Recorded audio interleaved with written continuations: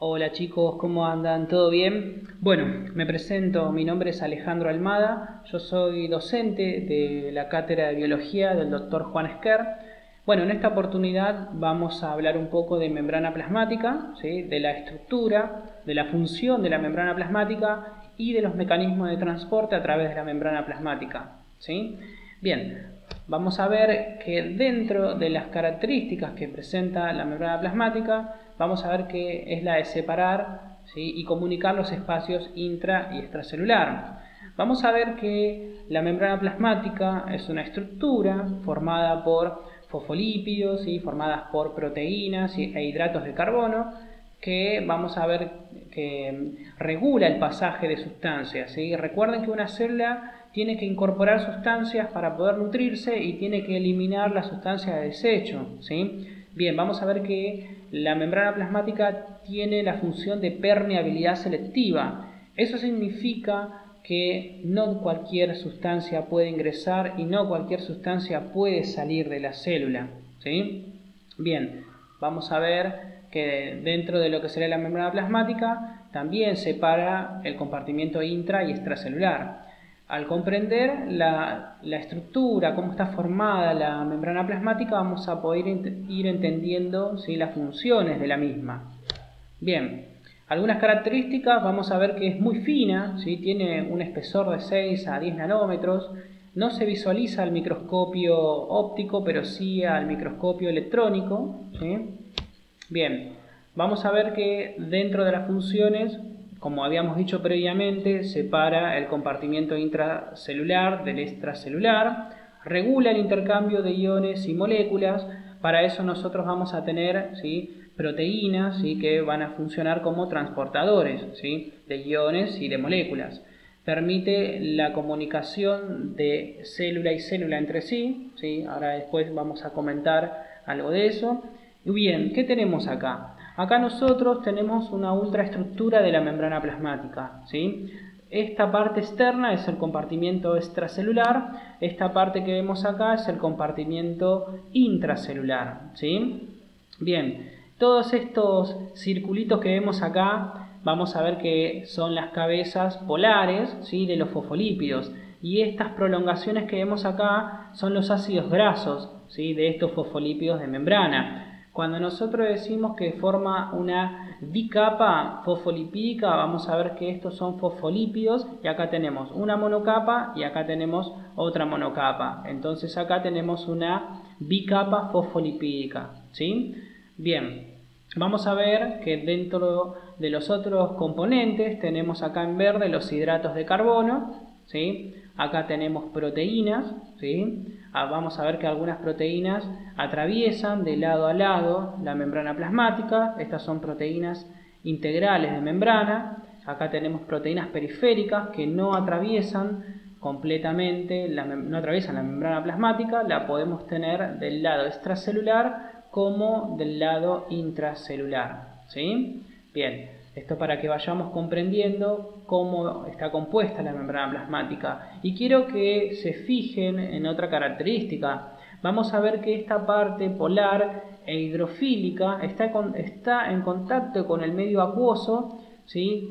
Y acá vemos que las cadenas de ácidos grasos están enfrentadas entre sí, ¿sí? Y acá vemos que esta región que vemos acá son las cabezas polares de la membrana plasmática, ¿sí? Y que está en contacto con el medio acuoso, porque recuerden que el citoplasma es un medio acuoso. Y fíjense también otra cosa, intercalados entre los fosfolípidos de membrana, esto que está acá en amarillito son, digamos, es el colesterol, ¿sí? Que también tiene, ¿sí? Una parte polar y una parte no polar, así que es hidrofóbica. Bien, bueno, vamos a ir hablando de cada uno de estos componentes, así podemos ir entendiendo un poco más. Bien, dentro de la composición habíamos dicho que está formado por lípidos, proteínas y glúcidos, ¿sí? Bien, ustedes van a leer, ¿sí? Que en los cuadernillos que los lípidos representan aproximadamente el 40% del peso seco de la membrana plasmática. Bien, después en otra bibliografía, así como el de Robertis, van a ver que depende también del tipo de célula, ¿sí? Por ejemplo, un glóbulo rojo y un hepatocito en la composición de la membrana lipídica, o sea, de la membrana plasmática, perdón, tenemos un 40% de lípidos, pero la célula de Schwann, ¿sí?, que es la encargada de producir esta vaina que vemos acá, esta vaina se llama vaina de mielina, ¿sí?, a los nervios. Vamos a ver que esta vaina de mielina, ¿sí?, que recubre los nervios, vamos a ver que es rica en lípidos, ¿sí? Por lo tanto, esta célula en su composición lipídica de la membrana plasmática tiende a tener mayor cantidad de lípidos, ¿sí?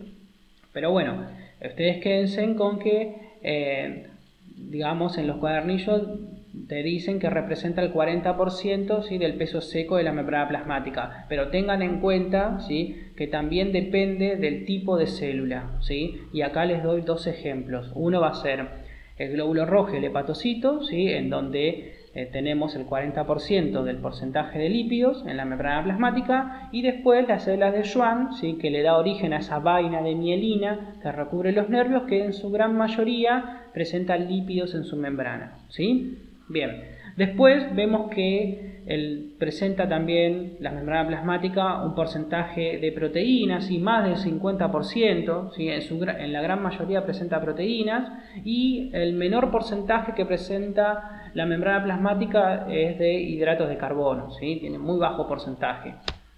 Bien, vamos a ver que la membrana plasmática se dispone en una forma de bicapa, ¿no?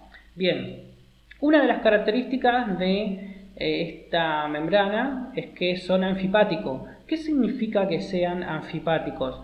Vamos a ver que presenta un extremo, ¿sí?, hidrofílico, ¿sí?, en donde vamos a ver que está representado por esta cabeza polar en contacto con el medio acuoso, ¿sí?, y vamos a tener un extremo hidrofóbico, ¿sí?, fobia al agua significa, ¿sí? Entonces, este extremo hidrofóbico representado por las cadenas de ácidos grasos se encuentran, ¿sí?, digamos, enfrentada con esta cadena de ácido graso de la otra monocapa, ¿sí?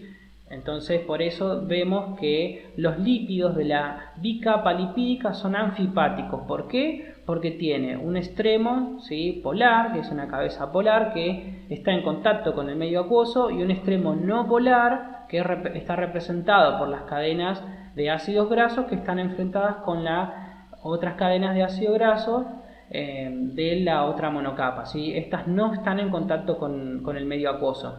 Y fíjense acá en amarillito, ¿sí?, vemos que esto es el colesterol, también son anfipáticos, ¿sí? Vamos a ver que estos están intercalados entre los fosfolípidos de membrana, y vamos a ver que también son anfipáticos, tiene un extremo polar, ¿sí?, y un extremo no polar, ¿sí?, o extremo hidrofílico que está en contacto con el medio acuoso, y acá vamos a ver que este extremo está en contacto más que nada con las cadenas de ácidos grasos, ¿sí? Bien, vamos a la próxima. Bien, vamos a ver lo siguiente. Dentro de los fosfolípidos de membrana, ustedes tienen que conocer de que la membrana plasmática es asimétrica. ¿Qué significa de que sea asimétrica? ¿Sí? Significa lo siguiente: nosotros no vamos a tener la misma composición de fosfolípidos en la membrana plasmática, ya sea en la cara externa o en la cara interna, ¿sí? Vamos a ver que, por ejemplo, la fosfatidilserina, ¿sí?, la fosfatidiletanolamina y el fosfatidilinositol, vamos a ver que no está representado acá. Estos dos fosfolípidos se encuentran en la cara citosólica, ¿sí?, o intracitoplasmática de la membrana plasmática. Y la fosfatidilcolina y la esfingomielina vamos a ver que se encuentran en la membrana plasmática, pero más que nada mirando a la cara extracelular, ¿sí? Entonces, por eso decimos que la membrana plasmática es asimétrica, ¿sí? Entonces, para ir recordándolo, ¿sí?, vamos a ver que en la cara citosólica tenemos fosfatidilserina, fosfatidiletanolamina, está también el fosfatidilinositol, que no está representado acá, se encuentra acá, en esta cara citosólica, ¿sí? Y en la cara extracelular vamos a tener la fosfatidilcolina, ¿sí?, y la esfingomielina, ¿sí? En su gran mayoría acá, en la cara extracelular, vamos a tener fosfatidilcolina, ¿sí? Puede ser pregunta de examen esa, ¿sí? Así que en la cara extracelular, en su gran mayoría, vamos a tener fosfatidilcolina, ¿sí? Bien. ¿Sí? Entonces por eso la membrana plasmática es asimétrica, ¿sí? Y para ir adelantándonos un poco más, vamos a ver por qué también es asimétrica. Porque fíjense lo siguiente, vamos a ver que los hidratos de carbono, ¿sí? Esto también podría ser pregunta de examen, los hidratos de carbono que lo vemos acá, ¿sí? en celestito, vamos a ver que se encuentran más que nada en la cara extracelular y no en la cara citosólica, ¿sí? Bien, por eso la membrana plasmática es asimétrica. Bien, vamos a ver que dentro de los fosfolípidos de membrana también tenemos algunos fosfolípidos particulares, ¿sí? Por ejemplo, en la membrana mitocondrial interna vamos a tener, ¿sí? un fosfolípido que se llama cardiolipina, ¿sí? Bien, también esto también lo pueden llegar a leer en el libro de Robertis, lo podría también en la membrana plasmática de retículo endoplasmático liso, también vamos a encontrar, ¿sí? un fosfolípido de membrana que se llama dolicol, ¿sí? Bien, que eso solamente lo tiene si es retículo endoplasmático liso, ¿sí? La cardiolipina la tiene, ¿sí? la membrana mitocondrial interna, ¿sí? Bien.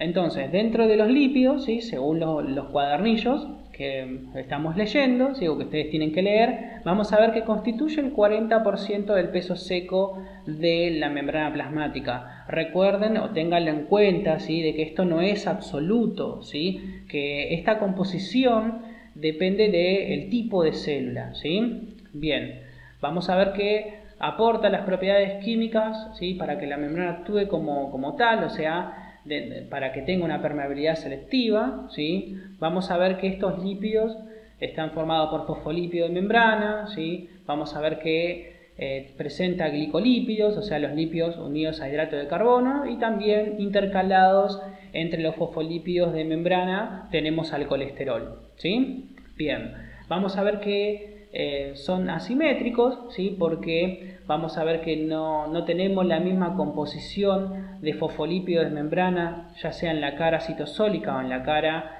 extracelular, y tampoco vamos a ver que los hidratos de carbono no se encuentran en la cara citosólica, sino que se encuentran en la cara extracelular, ¿sí? Y vamos a ver que es fluida, ¿sí? La membrana plasmática vamos a ver que presenta fluidez, ¿sí? Ahora después vamos a hablar un poquito de eso.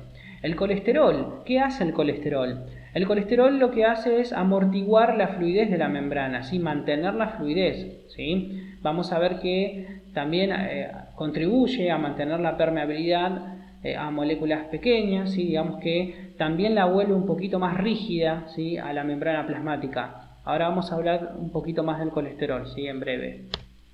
Bien, entonces, habíamos hablado, ¿sí? de las propiedades que presentan los lípidos, ¿sí? Vamos a ver que los lípidos de membrana están sintetizados, ¿sí? a partir del retículo endoplasmático liso, ¿sí? Y vamos a ver que la asimetría se da por lo siguiente. Vamos a ver que en la cara citosólica tenemos fosfatidil-etanolamina, fosfatidil-inositol, fosfatidil-serina, ¿sí? Vamos a ver que esto se encuentra en la cara citosólica. Vamos a ver que en la cara extracelular, ¿qué tenemos? Fosfatidilcolina, esfingomielina, ¿sí? En su gran mayoría fosfatidilcolina, ¿sí? Bien, el colesterol vamos a ver que lo vamos a tener, ¿sí? tanto en la cara citosólica como en la cara extracelular, ¿sí? pero va a estar intercalado, ¿sí? entre los fosfolípidos de membrana. Bien, y recuerden que la asimetría, ¿sí? también cuando uno habla de que es asimétrico, aparte de los fosfolípidos, uno está hablando de que los hidratos de carbono se encuentran, ¿sí? en la cara extracelular, ¿sí? formando parte de los glicolípidos y también de las glicoproteínas, ¿sí? Bien, movimientos de los fosfolípidos. Vamos a ver que dentro de los movimientos tenemos varios, ¿no? Vamos a ver que tenemos movimientos de rotación, ¿sí? en donde giran sobre su propio eje. Vamos a ver movimientos de flexión, en donde las que se mueven son las cadenas de las cadenas de ácidos grasos, y después movimiento de flip-flop, ¿sí? En donde vamos a ver que este fosfolípido, ¿sí?, se intercambia con este que se encuentra en esta cara, ¿sí? Entonces vamos a ver que esto sería movimiento de flip-flop, ¿sí? Y después también difusión lateral. Bien, por eso se dice que la membrana plasmática es fluida, ¿sí? Porque si no fuera fluida no se permitiría este tipo de movimientos, ¿sí? Bien. Entonces, ¿de qué depende la fluidez de la membrana? Bueno, vamos a ver que depende de la composición de los lípidos y depende de la temperatura también, ¿sí? Y también depende de la presencia del colesterol, ¿sí? Ahora lo vamos a ver. Bien, vamos a ver que cuando nosotros hablamos de la temperatura, a medida que disminuye la temperatura, la membrana plasmática va a pasar de un estado líquido a un estado de gel, ¿sí? Entonces, cuando disminuye la temperatura, disminuye la fluidez de la membrana, ¿sí? También vamos a ver que depende de la longitud, ¿sí?, de las cadenas hidrocarbonadas, ¿sí? Vamos a ver que cuanto menor longitud tienen entre sí, vamos a ver que es más fluida, ¿sí? Bien, vamos a ver que también depende de los dobles enlaces. Cuando nosotros hablamos de dobles enlaces, vamos a hablar de lo siguiente. Cuando presenta dobles enlaces, los lípidos están insaturados. Y cuando presenta un enlace, entonces los lípidos están saturados. Entonces, cuando nosotros tenemos dobles enlaces, vamos a tener que los lípidos van a estar insaturados, o sea, los lípidos que forman parte de la membrana plasmática. Entonces, cuando tengo ácidos grasos, ¿sí?, no saturados con dobles enlaces, ¿sí?, vamos a ver que aumenta la fluidez de la membrana, ¿sí? Cuando nosotros tenemos enlaces simples, o sea, los ácidos grasos van a estar saturados, vamos a ver que la membrana plasmática se vuelve más compacta, entonces disminuye la fluidez de la membrana, ¿sí? Bien, ¿y el colesterol? Bien, ¿qué hace el colesterol? A ver, acá es como... El colesterol lo que va a hacer es mantener la fluidez de la membrana, ¿sí? Lo que hace el colesterol también es impedir los cambios de fase, ¿sí? Por ejemplo, nosotros sabemos que cuando disminuye la temperatura vamos a pasar de un estado líquido a gel. Bien, el colesterol lo que hace es tratar de impedir esa transición de fase, ¿sí?, frente a esta disminución de la temperatura, ¿sí? Bien. Entonces, vamos a ver que está presente el colesterol en la mayoría de las membranas biológicas, ¿sí? Vamos a ver que está intercalado entre los lípidos, entre los fosfolípidos de membrana, ¿sí? Está ausente en procariotas. Bien, lo mismo, presenta, ¿sí?, una cabeza polar, ¿sí?, y una región hidrofóbica, ¿sí? Bien, vamos a ver que la región hidrofóbica está en el interior de la bicapa, ¿sí?, al igual que los fosfolípidos. Bien, vamos a ver que el colesterol por sí solo le confiere una cierta rigidez a la membrana plasmática, ¿sí? Por eso no es que el colesterol aumenta la fluidez de la membrana. El colesterol no es que aumenta la fluidez, no es la función que tiene el colesterol de aumentar la fluidez, sino lo que el colesterol tiene la particularidad de amortiguar la fluidez de la membrana, ¿sí? Frente a cambios bruscos de temperatura, mantener la fluidez, pero no le da fluidez, ¿sí? Quiero que más o menos quede claro eso.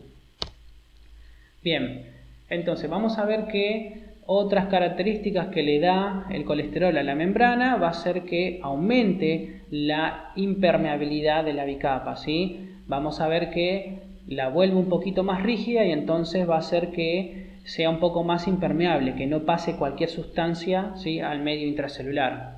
Bien, vamos a ver que disminuye la permeabilidad a moléculas solubles pequeñas, ¿sí? Vamos a ver que cuando vemos que son liposolubles, ¿sí?, las moléculas que van a pasar, bueno, vamos a ver que la solubilidad disminuye, ¿sí?, a moléculas pequeñas, ¿sí?, deja pasar esas moléculas pequeñas. Bien, inhibe las posibles transiciones de fase, o sea, vamos a ver que frente a cambios bruscos de temperatura, ¿sí?, vamos a ver que la mantiene fluida, ¿sí? Bien, después mantiene la fluidez, ¿sí?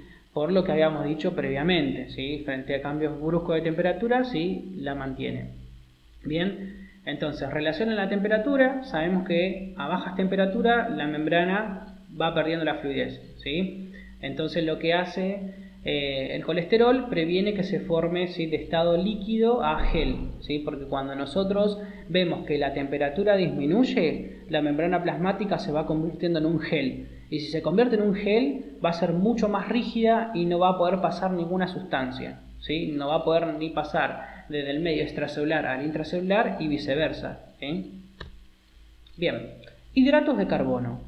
Bien, vamos a ver que son los menores componentes que forman parte de la membrana plasmática, ¿sí? Constituyen entre un 2 a un 10% del peso seco de la membrana plasmática, ¿sí? Esto, chicos, es independientemente de cualquier tipo de células, ¿sí? Vamos a ver que son los menores, ¿sí?, componentes de la membrana plasmática. Se encuentran formando parte de los glicolípidos o de las glicoproteínas, ¿sí? Bien, vamos a ver que se ubican, esto es importante, ¿sí?, en la cara externa de la membrana plasmática, ¿sí?, o sea, en el espacio extracelular.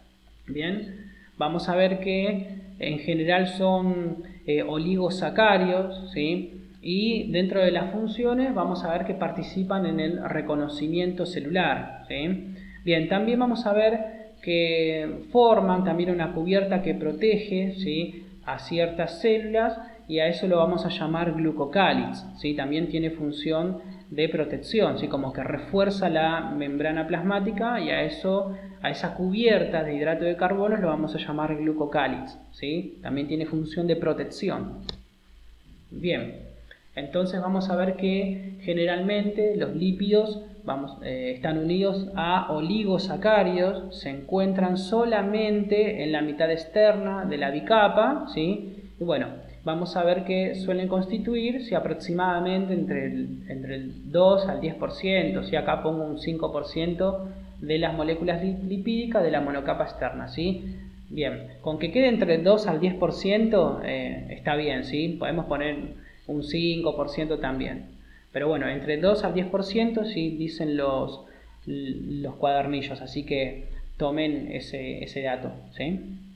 Bien, este 5% está dentro del rango, ¿sí? Bien. Proteínas. Vamos a ver que las proteínas constituyen, ¿sí?, el 60% del peso seco de la membrana plasmática, ¿sí? Bien, vamos a ver que según, sí, recuerden que toda esta clase está basada, ¿sí?, en la bibliografía oficial, ¿sí?, o sea, los cuadernillos, pero también, ¿sí?, he consultado también al de Robertis, que también se aporta mucho también para esta clase. Bien, según los cuadernillos, ¿sí?, que vemos acá, que ustedes tienen que estudiar, cuando hablamos de proteínas estamos hablando de que constituyen el 60% del peso seco de la membrana plasmática, ¿sí? Vamos a ver que pueden ser lipoproteínas o glicoproteínas. Vamos a ver que las proteínas pueden atravesar la bicapa o no la pueden atravesar. Cuando lo hacen, vamos a ver que se llaman proteínas integrales de membrana. Cuando no lo hacen, vamos a ver que se llaman proteínas periféricas, ¿sí? Participan en la organización estructural de la membrana plasmática, ¿sí? Vamos a ver que participan en lo que serían los fenómenos de permeabilidad. ¿Por qué? Porque tenemos proteínas canales, ¿sí?, tenemos bombas, ¿sí?, o sea, bombas de lo que sería sodio, potasio, ATPasa, bombas de protones, ¿sí?, que son constituyentes del transporte activo, ¿sí? También las proteínas actúan como receptores, ¿sí?, como transductores de la señal y como antígenos, ¿sí? Bien. Vamos a ver que dentro de las estructuras, ¿sí?, que forman estas proteínas, vamos a ver que forman canales, ¿sí?, iónicos, ¿sí? Vamos a ver que estas son proteínas, ¿sí?, integrales de membrana que forman canales iónicos o transportadores, ¿sí? Bien, les había comentado también que algunas proteínas de membrana tienen función enzimática, ¿sí? Bueno, y algunas actúan como receptores. Bien, vamos a ver que dentro de las proteínas, algunas son proteínas que atraviesan una vez la membrana plasmática, que se llaman proteína integral monopaso, otras atraviesan, ¿sí?, varias veces, que se llaman proteína integral multipaso, ¿sí? Después vamos a ver que tenemos proteínas periféricas que no atraviesan la membrana plasmática. Algunas van a estar orientadas a la cara, ¿sí?, citosólica, ¿sí?, y otras van a estar orientadas, ¿sí?, a lo que sería la cara extracelular, ¿sí? Bien, vamos a hablar un poco de las proteínas integrales. Bien, vamos a ver que se ubican, ¿sí?, por eso son integrales, ¿sí?, porque se ubican en el espesor de la bicapa lipídica, ¿sí? Son el 70% del total de las proteínas, ¿sí? Están ancladas a la bicapa lipídica, o sea que la unión es covalente, ¿sí? Es muy difícil que yo pueda extraer esa proteína integral de membrana, ¿sí?, de la membrana plasmática. Se extraen con solventes especiales, con detergentes, ¿sí? Son muy difíciles de extraerlas. Bien, vamos a ver que dentro de la composición química los aminoácidos hidrofílicos son externos, ¿sí?, y presentan aminoácidos hidrofóbicos, ¿sí? Entonces vamos a ver que estas proteínas integrales vamos a tener un extremo, ¿sí?, que contacta con el medio acuoso tanto del extracelular como del intracelular, pero también, ¿sí?, en su composición tiene que tener aminoácidos hidrofóbicos que tomen contacto con las cadenas, ¿sí?, de ácidos grasos, ¿sí? Bien, se dividen en monopaso o multipaso, que recuerden que monopaso atraviesan una vez la membrana plasmática, multipaso atraviesan más de una vez. Bien, vamos a ver que funcionan como transportadores o carriers, ¿sí? También dentro de las funciones tenemos proteínas que funcionan como canales iónicos que dejan pasar iones, ¿sí? Función enzimática, o sea, bomba de sodio-potasio ATPasa, ¿sí? Bien, algunas actúan como receptores, otras como proteína transductora de la señal y otras con propiedad antigénica, ¿sí? Bien, vamos a hablar un poco de proteínas periféricas. Vamos a ver que las proteínas periféricas, por eso son periféricas, porque no atraviesan la membrana plasmática, pero podemos ubicarlas a ambos lados de la membrana, ¿sí? Pues vamos a ver que están unidas a los fosfolípidos, ¿sí?, o a proteínas integrales también, y las uniones son uniones débiles, ¿sí?, no son uniones covalentes, ¿sí? Bien, estas se extraen, ¿sí?, por soluciones salinas concentradas, por un pH elevado, ¿sí?, por agentes quelantes catiónicos bivalentes, y son fáciles de extraer, ¿sí? Bien. Y con respecto a lo que serían las glicoproteínas, ¿sí?, recuerden que las proteínas están unidas a los hidratos de carbono formando glicoproteínas, y recuerden que estos hidratos de carbono son los oligosacáridos, y vamos a ver que están unidas en forma covalente, ¿sí?, a las proteínas, ¿sí? O sea que la unión es una unión fuerte, ¿sí? Bien, vamos a ver que estas glicoproteínas están presentes en esta estructura que yo les había contado previamente, que se llama glucocáliz, ¿sí? Que vamos a ver que el glucocáliz está formado, ¿sí?, por la membrana plasmática, más proteínas, más hidratos de carbono, ¿sí? Vamos a ver que presenta hidratos de carbono, ¿sí?, en abundancia, ¿sí? Entonces vamos a ver que esto forma una cubierta celular. Vamos a ver que dentro de las funciones del glucocáliz, vamos a ver que presentan el glucocáliz carga negativa, por eso va a atraer cationes alrededor de las células. Vamos a ver que dentro de los componentes que forma el glucocáliz, como les había comentado, que presenta proteínas, esas proteínas tienen función enzimática, ¿sí?, y por ejemplo a nivel intestinal, bueno, actúan como disacaridasa, dispeptidasa, para facilitar la digestión, ¿sí? También tiene, ¿sí?, una función de protección, ¿sí?, o sea, contra el daño químico y mecánico.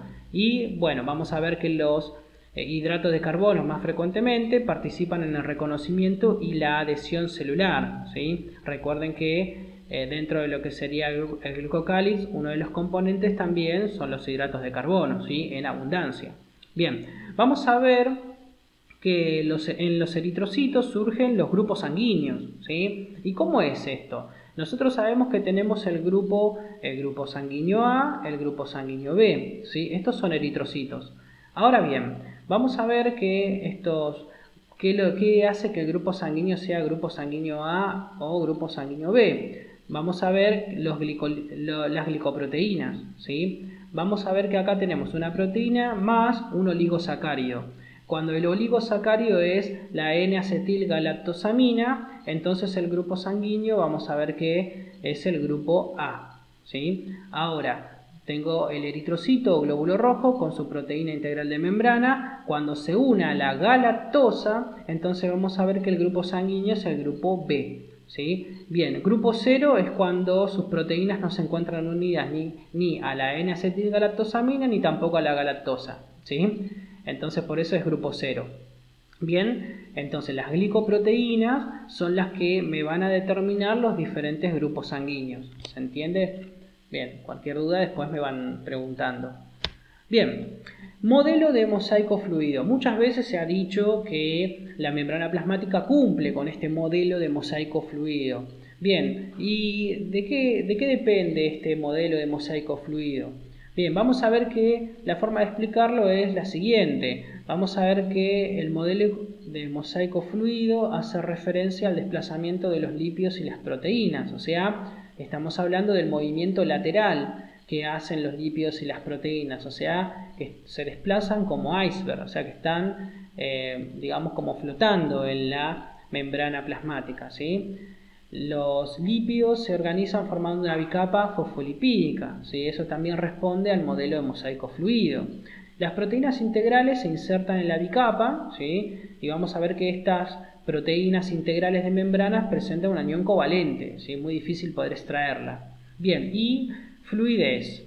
Vamos a ver que los lípidos y proteínas se desplazan en un plano ecuatorial, o sea, vemos que esas proteínas se mueven lateralmente, ¿sí?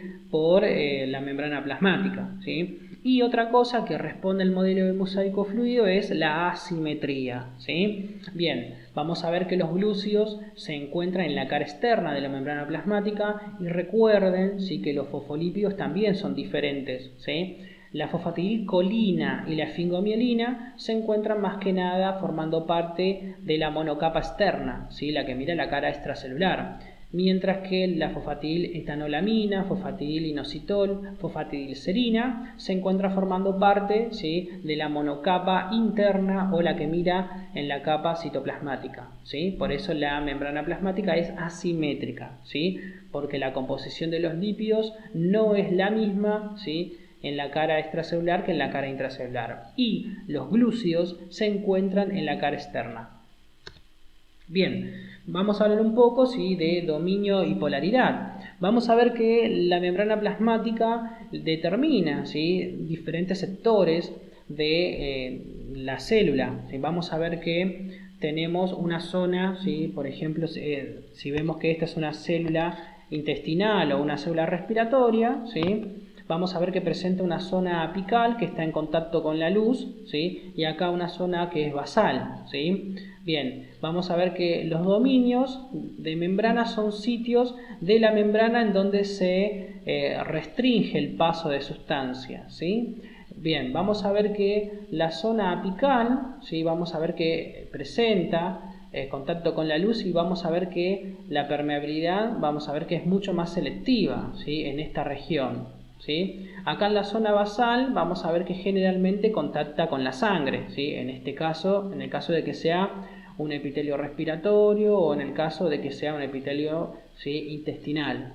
Entonces la membrana plasmática determina, ¿sí? Las regiones de la célula, ¿sí? Entonces recuerden, zona apical va a ser la que está en contacto con la luz, ¿sí? Y la zona basal generalmente es la que está en contacto con la sangre, ¿sí? Entonces cuando yo tengo que absorber, ¿sí? digamos un hidrato de carbono, acá voy a tener un transportador que luego va a entrar de la zona apical y luego a través de la zona basal va a ir hacia la sangre y bueno, y de ahí esa sustancia, bueno, va a ser aprovechada para cumplir con mis necesidades metabólicas, ¿sí? Bien, sigamos un poco más. Entonces, dentro de las funciones de la membrana plasmática, vamos a hablar de lo que habíamos dicho previamente. Limita a la célula, ¿sí? Limita el compartimiento intracelular del extracelular, provee del mecanismo de intercambio de sustancias y obviamente interviene en la homeostasis, o sea, mantiene el medio interno, ¿sí? No solamente atrae e incorpora sustancias que necesita, sino también que elimina las sustancias de desecho. Bien, ¿cómo lo hace? Nosotros acá vamos a hablar un poco del transporte de sustancias a través de la membrana plasmática. Bien, cuando hablamos de transporte pasivo, estamos hablando de el transporte sin gasto de energía, ¿sí? Y cuando estamos hablando del transporte activo, es transporte con gasto de energía, ¿sí? Bien, vamos a ver que el transporte pasivo está dada por la difusión simple, difusión facilitada. Facilitada es porque necesita proteínas como transportadores, ¿sí? O carriers, o proteínas canales, ¿sí? Que forman como un cilindro, ¿sí? En la membrana plasmática y permite el pasaje de iones, ¿sí? Bien, después transporte activo son bombas proteicas, son proteínas integrales de membranas, pero utilizan ATP como fuente de energía. Bien, vamos a ir indagando un poco más. Después tenemos los fenómenos de cotransporte, ¿no? Bien, vamos a ver que el sin-porte son dos sustancias diferentes pero que pasan en el mismo sentido. Antiporte son dos sustancias diferentes pero que cada una pasa en un sentido diferente, ¿sí? Ahora igual vamos a ver algunos ejemplos. Bien, vamos a hablar un poco primeramente del transporte pasivo, ¿sí? Vamos a hablar de difusión simple y difusión facilitada. Vamos a ver que la difusión facilitada es facilitada porque necesita de la intervención de proteínas transportadoras o carriers, ¿sí? O proteínas canales. Vamos a ver que las dos son proteínas integrales de membrana, ¿sí? Tanto las proteínas transportadoras o carriers o canales son proteínas integrales de membrana. Bien, acá tenemos un esquema, ¿sí? En donde vamos a ver los distintos tipos de transportadores. En la difusión simple, ¿sí? Que es el paso de soluto, ¿sí? No requiere transportadores. En la difusión facilitada vamos a ver que sí requiere transportadores, pero recuerden que tanto en la difusión simple como en la difusión facilitada es sin gasto de energía, ¿sí? Sin gasto de energía y a favor del gradiente de concentración. Ahora vamos a verlo. Bien, y después acá tenemos el transporte activo, ¿sí? Que sí o sí necesita ATP. Y vamos a ver que siempre el transporte activo es en contra del gradiente de concentración, ¿sí? Vamos a ver ¿qué es un gradiente? Vamos a ver que estas pelotitas que vemos acá son solutos, ¿sí? Bien, vamos a ver que si yo tengo mucha concentración, ¿sí? De este lado de la membrana y acá tengo poco, el gradiente de concentración va a hacer que de esta mayor concentración de soluto pase hacia una menor concentración de soluto, ¿sí? Bien, a esto lo vamos a llamar gradiente de concentración.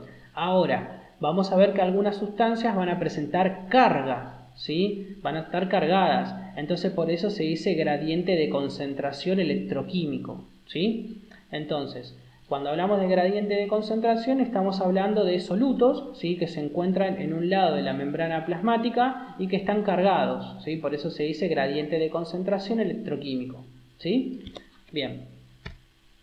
Difusión simple. ¿Qué es lo que pasa a través de la membrana plasmática? Bueno, moléculas relativamente pequeñas y liposolubles, ¿sí? Que se solubilizan en lípidos, ¿sí? ¿Y cuáles son? Hormonas esteroideas, benceno, medicamentos liposolubles como por ejemplo vitamina A, ¿sí? Ácidos grasos. Pueden atravesar la membrana plasmática, ¿sí? Sin ningún problema, por eso es difusión simple. Ahora, también vamos a ver que atraviesan, ¿sí? La membrana plasmática sin ningún problema. ¿Qué cosa? Moléculas, ¿sí? Hidrofílicas, ¿sí? O sea, polares de pequeño tamaño y sin carga, ¿sí? Está bien, son polares, pero no tienen carga. Entre ellos tenemos el metanol, etanol, el glicerol, urea también está, ¿sí? Que vamos a ver que pueden atravesar la membrana plasmática a pesar de que sean polares. Son polares pero no tienen carga, ¿sí? Bien. Y otra cosa que pueden atravesar la membrana plasmática sin problemas son los gases, ¿sí? Dióxido de carbono, nitrógeno, oxígeno, ¿sí? El agua también puede atravesar la membrana plasmática, ¿sí? Bien, entonces estas traten de sabérselas porque puede aparecer en alguna pregunta de examen, ¿sí? ¿Cuáles son las sustancias que pueden atravesar la membrana por difusión simple? Y son estas, ¿sí?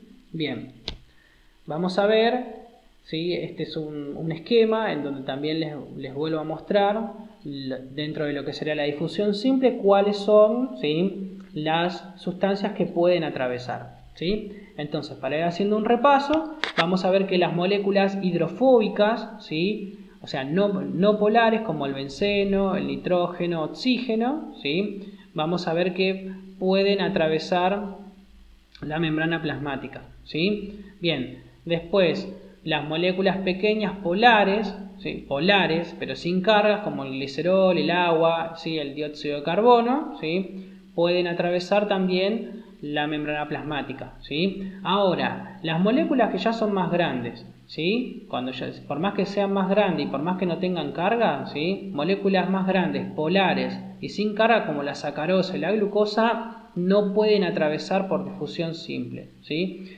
Bien, los iones, por más chiquitos que sean, ¿sí?, por más pequeños que sean, están cargados, ¿sí? Y si están cargados no pueden atravesar la membrana plasmática por difusión simple, ¿sí? Bien, entonces recuerden, ¿sí?, que lo que pueden atravesar la membrana plasmática son las moléculas, ¿sí?, pequeñas polares sin carga, ¿sí?, y las moléculas hidrofóbicas no polares. Bien, vamos a ver que tenemos también lo que serían, ¿sí?, canales, ¿sí?, proteínas que son de la familia de las acuaporinas, ¿sí? Vamos a ver que estas son transportadores específicos de agua. A ver, nosotros vemos que si bien digamos, el agua puede atravesar por difusión simple la membrana plasmática, lo hace de una forma muy lenta.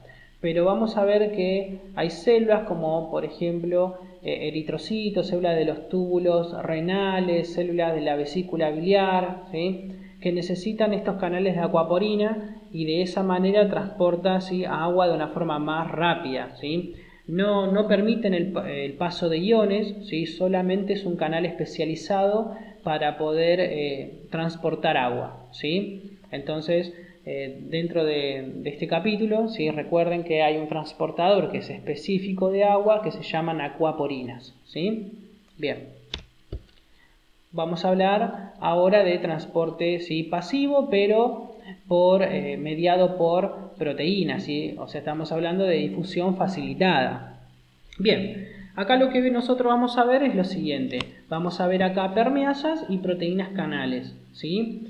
Muy bien, sabemos que dentro de la difusión pasiva vamos a ver que se transportan sustancias a favor del gradiente de concentración sin gasto de energía, pero necesitamos, ¿sí?, estas proteínas integrales para poder facilitar el paso, ¿sí?, si no, no pasan. Bien, y acá tenemos las permeasas y los canales iónicos, ¿sí? Bueno, ¿cuál es la diferencia entre una y la otra? Los canales iónicos van a formar como un cilindro, ¿sí?, en donde vamos a ver que atraviesan la membrana plasmática y permiten el paso del ion. Las permeasas vamos a ver que tienen que tener un cambio, ¿sí?, en la conformación de esta proteína que permite que se abra esta proteína para que pueda ingresar, ¿sí?, la sustancia. Y recuerden acá que en las permeasas, ¿sí?, no permiten el pasaje de iones, ¿sí?, por eso tenemos estos canales iónicos.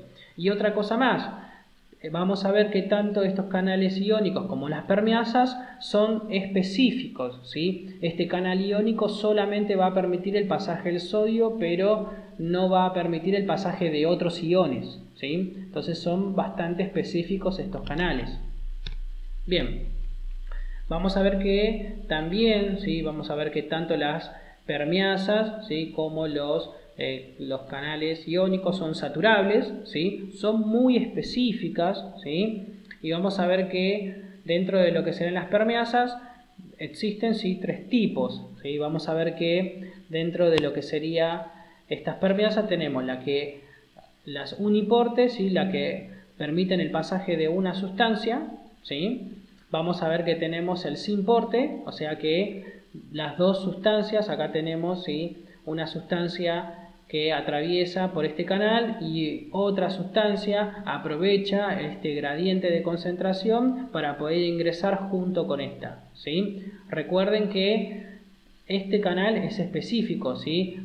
Permite solamente este pasaje de esta sustancia, ¿sí? Pero vamos a ver que este ion también puede pasar porque aprovecha, ¿sí?, este gradiente de concentración, o sea, mayor concentración de esta sustancia acá para poder ingresar acá. Vamos a ver que este transporte es aprovechado por este ion, pero este ion no puede utilizar solo este canal, ¿sí? Este ion no puede pasar solo de acá a acá aprovechando el transporte de esta sustancia. ¿Se entiende? Por eso, si bien hablamos de que son muy específicas, este canal es específico para esta sustancia, ¿sí? Entonces, pasa esta sustancia y este gradiente de concentración, o sea, esta cantidad aumentada de esta sustancia acá que necesita ingresar acá, este gradiente va a ser aprovechado por esta sustancia para poder pasar junto con esta, ¿sí? Pero recuerden que este canal es específico para este.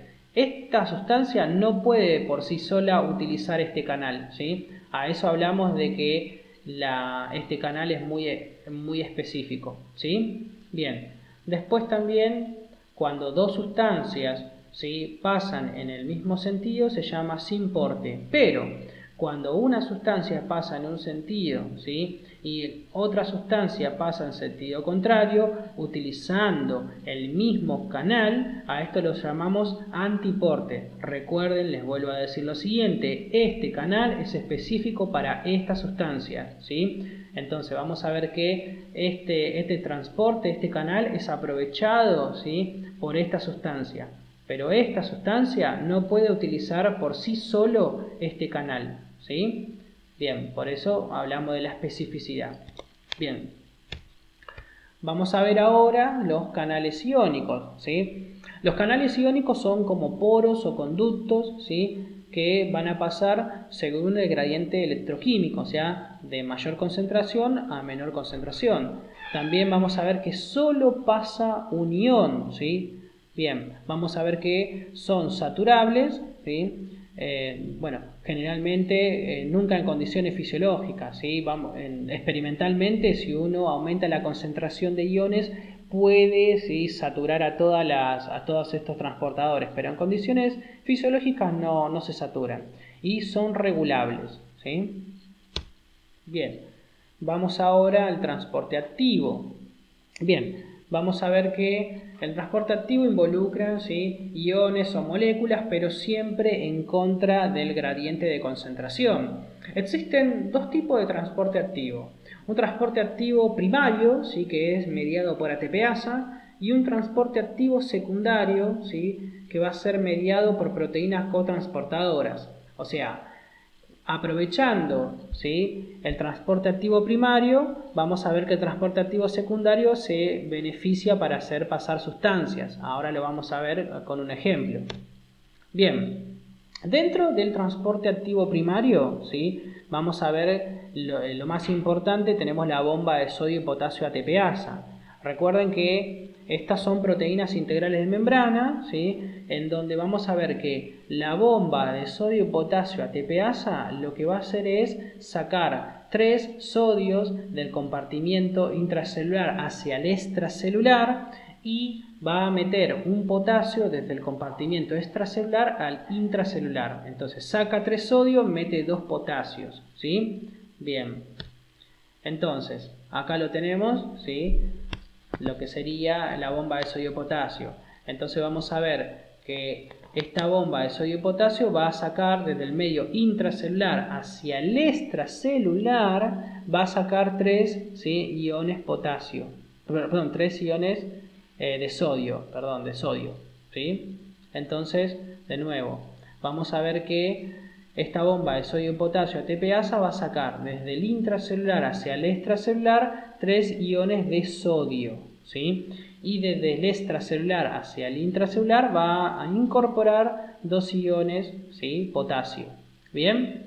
Ahora, fíjense lo siguiente, va a mantener un gradiente, ¿sí? Se mantiene un gradiente de concentración, ¿sí?, si ustedes ven acá. Entonces vemos que esta bomba de sodio y potasio que está bombeando, ¿sí?, sodio hacia el medio extracelular va a mantener un gradiente, ¿sí? O sea, vamos a tener acá en el extracelular mucha concentración de sodio, ¿sí? Bien, y fíjense acá lo siguiente, esta misma bomba de sodio y potasio ATPasa va a meter el potasio desde el extracelular hacia el intracelular, 2, ¿sí?, más precisamente, y va a mantener un gradiente, ¿sí?, de concentración, o sea, mucha concentración de potasio en el citosol, ¿sí? Entonces, este gradiente se mantiene, ¿sí?, a costa de consumir este ATP, o sea, por eso esto es un transporte activo, ¿sí? Por eso fíjense que yo voy a meter este potasio, ¿sí?, en contra del gradiente de concentración, ¿sí? Por eso decimos que es en contra del gradiente. Acá en el intracelular tengo un montón de potasio y yo lo que voy a hacer es seguir metiendo potasio, ¿sí? Entonces es con gasto de energía en contra del gradiente de concentración. Y lo mismo pasa para el sodio, ¿sí? Yo voy a estar sacando sodio hacia el extracelular, pero en contra del gradiente de concentración, ¿sí? Tengo mucha concentración de sodio en el extracelular y encima sigo sacando, ¿sí? Por eso esto se llama transporte activo, porque depende de ATP, ¿sí? Bien, también depende de ATP y también de magnesio también, ¿sí? Bien, ¿tenemos otros ejemplos de transporte activo? Sí, tenemos la bomba de calcio, ¿sí?, que dentro de la bomba de calcio la vamos a tener en la membrana plasmática, por ejemplo, del retículo endoplasmático liso, ¿sí?, en donde vamos a ver que vamos a incorporar ese calcio del citosol hacia el interior del retículo endoplasmático liso, ¿sí? También vamos a ver que tenemos bomba de calcio a nivel de lo que serían las mitocondrias también, porque absorben también calcio, ¿sí? Funcionan como reservas de calcio, ¿sí?, las mitocondrias. Y para ello extraen desde el citosol, ¿sí?, hacia el interior de la mitocondria, ¿sí?, a través de una bomba de calcio. Después también tenemos bombas de protones, ¿sí? Vamos a ver que estas bombas de protones las vamos a tener ¿en dónde? La vamos a tener en la membrana de los lisosomas, ¿sí? Vamos a ver que estos protones se extraen, ¿sí?, desde el citosol hacia el interior de los lisosomas para acidificar el medio, ¿sí?, para bajar el pH, ¿sí? Nosotros vamos a ver que los lisosomas, ¿sí?, que forman parte del sistema de endomembranas, vamos a ver que tienen, ¿sí?, enzimas que se llaman hidrolasas ácidas, ¿sí?, que vamos a ver que funcionan a un pH bajo.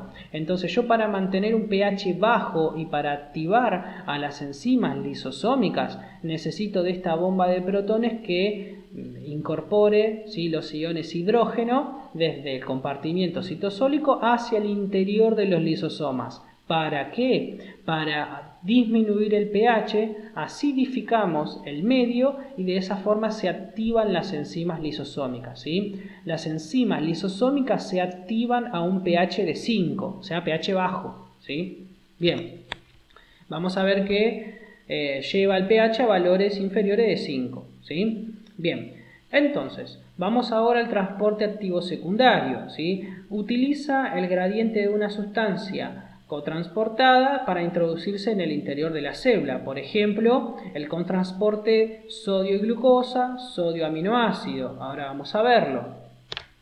Bien, ahora lo vemos, ¿sí? Acá era lo que yo les decía, ¿sí?, del transporte activo, ¿sí?, la bomba de protones, ¿sí?, en donde, fíjense que acá tenemos, ¿sí?, tenemos aproximadamente, ¿sí?, en el interior de los lisosomas, tenemos aproximadamente 50 enzimas diferentes, ¿sí?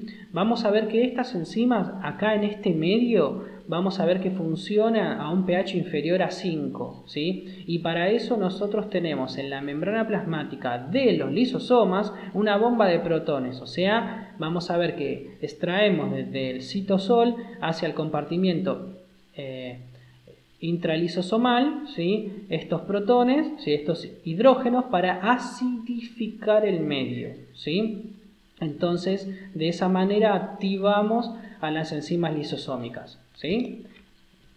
Bien, ahora vamos a hablar de lo que habíamos dicho del cotransporte sodio y glucosa, ¿sí? Bien, nosotros habíamos hablado, ¿sí?, del cotransporte. Vamos a ver que acá tenemos, ¿sí?, una célula, acá tenemos la luz del intestino, ¿sí? Acá tenemos una célula intestinal, ¿sí? Esto sería el dominio apical y este sería el dominio basal, ¿sí?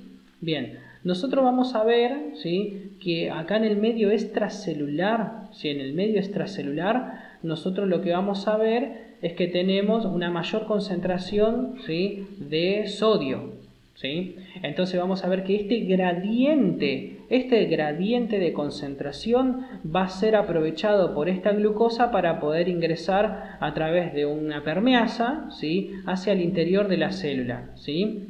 Entonces, fíjense que en la región basal de las células, acá tenemos la bomba de sodio y potasio ATPasa, ¿sí? Estamos todo el tiempo desde este intracelular sacando el sodio hacia afuera, ¿sí? Lo sacamos acá para mantener a nivel intracelular este sodio en bajas concentraciones. ¿Para qué? Para que este sodio que tengo mayor concentración pueda pasar. Entonces, para que pase este sodio, ¿sí?, necesito sacármelo de acá de adentro, ¿sí? Esto hace esta bomba de sodio y potasio ATPasa. Lo va sacando, ¿sí? Acá tenemos poca concentración y entonces esta concentración de acá, este gradiente de concentración que juega a favor del que el sodio ingrese a la célula, es aprovechado por la glucosa para poder ingresar al medio intracelular. Por eso vamos a llamarle a este transporte activo secundario. ¿Por qué? Porque acá nosotros tenemos el transporte activo primario, ¿sí?, en donde vamos a ver que yo extraigo desde el intracelular hacia el extracelular el sodio, ¿sí? El potasio lo meto desde el extracelular al intracelular, ¿sí?, y yo acá genero un gradiente, ¿sí?, poca concentración de sodio, ¿sí?, acá mucha concentración de sodio, entonces el sodio tiende a entrar. Entonces la glucosa, ¿sí?, aprovecha, sería como aprovechar el trabajo del otro, ¿sí?, aprovecha, ¿sí?, este gradiente que está abajo, este sodio que entra para poder ingresar, ¿sí?, también al medio intracelular, y después por una permeasa específica para la glucosa sale de la célula y estos dos componentes van a la sangre, ¿sí? Por eso se llama transporte activo secundario, ¿sí? Bien, bueno, entonces, ¿cuáles serían las características que presentan este transporte, ya sea mediado por proteínas, que son bastante específicos, ¿sí?, son muy específicos, ¿sí? Eso quiere decir que una proteína, ¿sí?, integral de membrana es específica para una sustancia, ¿sí? Saturación, porque si nosotros llenamos el medio extracelular, ¿sí?, de esa sustancia, podemos ocupar todos estos transportadores, ¿sí?, se saturan, ¿sí?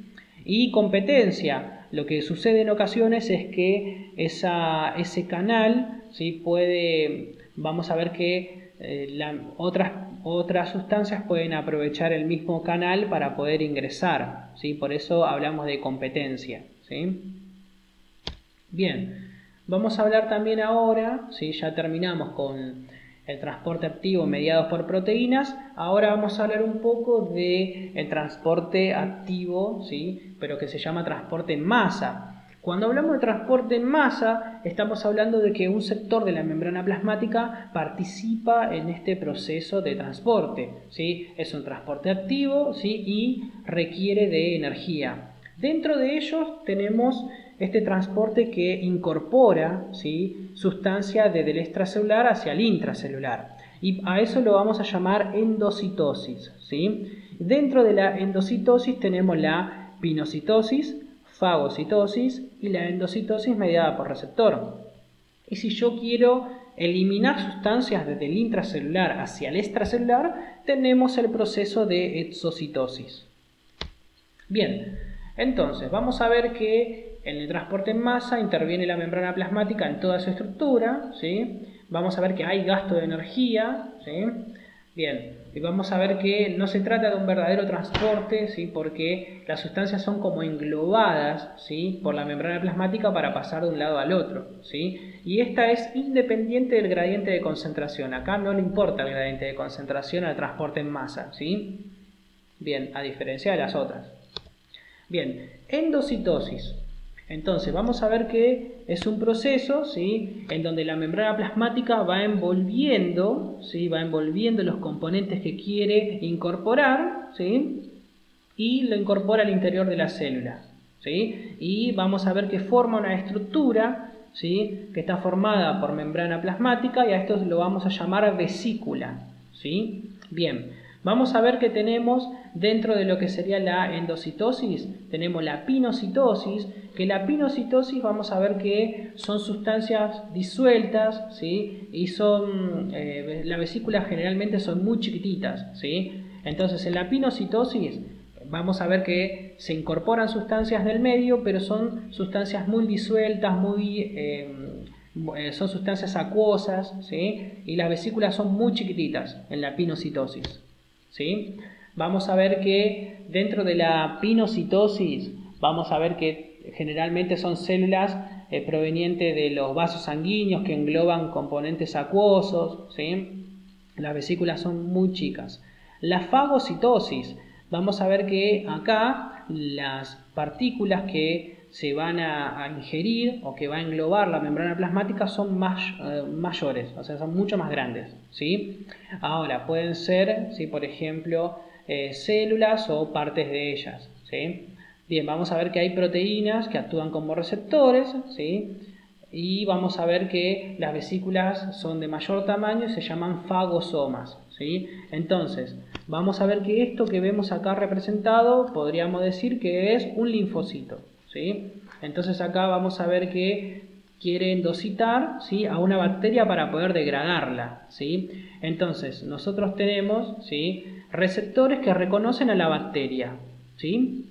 Entonces, recuerden acá tenemos un linfocito, ¿sí?, un glóbulo blanco.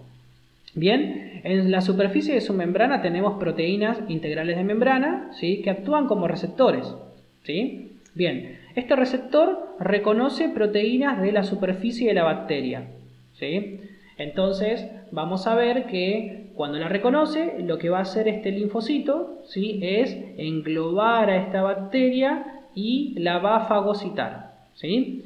Y entonces vamos a ver que acá se forma un fagosoma, que es una vesícula más grande, ¿sí? Muy bien, vamos a ver que este fagosoma se va a unir con el lisosoma, ¿sí?, y se llama esto fagolisosoma. Y en el fagolisosoma vamos a ver que estas enzimas lisosomales van a degradar a la bacteria, ¿sí? Bien, y entonces cuando ya tenga toda la bacteria degradada, lo que tengo que hacer es sacármela de encima, o sea, a esto se llama exocitosis, ¿sí? Y este es el proceso por el cual las células de la respuesta inmune actúan, ¿sí?, en condiciones normales, ¿no? Bien. Entonces, también tenemos lo que se llama endocitosis mediada por receptor, ¿sí? Nosotros vamos a tener que, yo les había contado que la membrana plasmática tiene proteínas integrales de membrana que actúan como receptor, ¿sí? Nosotros vamos a ver que tenemos ciertas células que presentan receptores dentro de lo que yo les había comentado, un ejemplo, ¿no?, de la célula de la respuesta inmune tienen receptores para reconocer bacterias, ¿sí? Pero también nosotros tenemos receptores para hormonas, ¿sí?, o también receptores para lípidos para sintetizar hormonas, ¿sí? Entonces acá dentro del ejemplo que yo les estoy dando tenemos este receptor para, por ejemplo, las LDL. LDL son lipoproteínas de baja densidad, ¿sí? Entonces, vamos a ver que tenemos estos receptores para estas LDL, ¿sí? Y entonces vamos a ver que lo incorporamos a la célula, ¿sí?, y vamos a ver que las LDL a nosotros nos sirven para sintetizar, por ejemplo, hormonas, ¿sí?, hormonas esteroides, ya sean testosterona, estrógenos, ¿sí? Bien, entonces vamos a ver que hay algunas células que endocitan estas partículas, ¿sí?, por endocitosis mediada por receptor, ¿sí? Bien. Y por último vamos a ver que tenemos el proceso de exocitosis. Así como una célula puede incorporar sustancias desde el medio extracelular hacia el intracelular, también, ¿sí?, las sustancias que yo no necesito y que si son sustancias que son muy grandes, entonces yo las voy a tener que eliminar por exocitosis, ¿sí? Entonces consiste en el proceso de exclusión del material intracelular contenido en las vesículas. Fíjense que esto se va transportando hacia el medio extracelular y fíjense acá que esta vesícula fusiona su membrana plasmática con la membrana plasmática de la célula.